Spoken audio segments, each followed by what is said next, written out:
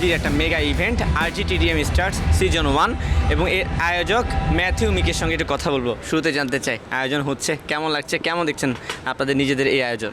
হ্যাঁ, প্রথমেই বলতে যাচ্ছি যাদেরকে আমরা ইনভাইট করেছিলাম এবং যারা যেসব প্লেয়াররা খেলেছে এই দুর্দান্ত পারফরমেন্সের জন্য তাদেরকে অসংখ্য ধন্যবাদ জানাই। এবং তারা এসেছে, তারা একটি গ্রাউন্ড পেয়েছে, তারা তাদের শোকেস করার একটি কি বলে এটাকে অপরচুনিটি তারা গড়ে তুলেছে। এটা তাদের জন্য খুবই একটি গর্বের বিষয় এবং আমাদের সেই সাথে আমরা যেহেতু এত কষ্ট করে তাদের জন্য, তাদের গেমিং ফিউচারের জন্য এত আয়োজন করেছি, আমাদেরকেও ভালো লাগছে আমাদের আয়োজন করে। আমাদের আশা আছে সামনে আরও বড় বড় ইভেন্ট তৈরি করে দেওয়ার, যাতে প্লেয়াররা শুধুমাত্র বাংলাদেশে কেন, তারা বিশ্বমঞ্চেও বাংলাদেশকে গৌরব করতে পারে। আচ্ছা, একটা প্রশ্ন করতে চাই, সেটা হচ্ছে যে স্পোর্টসে, সেটা পাবজি হোক কিংবা ফ্রি ফায়ার কিংবা অন্যান্য হোক, আমরা দেখছি যে ল্যান্ড টুর্নামেন্ট আয়োজনে, বড় ল্যান্ড টুর্নামেন্ট আয়োজনে একটা বাধার কথা বলছে, প্লেয়াররা একটু আগে বলে গেল। যেহেতু আপনি আয়োজক, আসলে কি মনে হয় বাধাগুলো কিসের বা কেন হচ্ছে বা কী ধরনের বাধা পাচ্ছেন?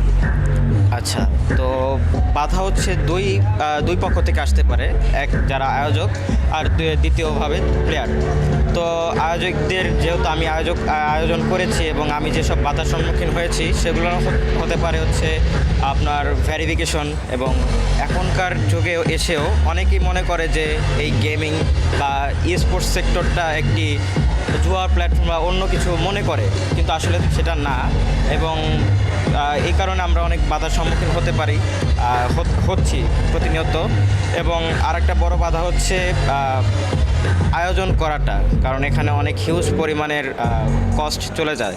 তো সেভাবে যদি আমরা স্পন্সর না জোগাড় করতে পারি বা অন্যান্য সেক্টর যদি আগ্রহী না হয়, তাহলে আমরা কিন্তু আরও উন্নতির দিকে যেতে পারবো না। আমরা হচ্ছে প্লেয়ারদের একটি গ্রাউন্ড তৈরি করতে পারবো না।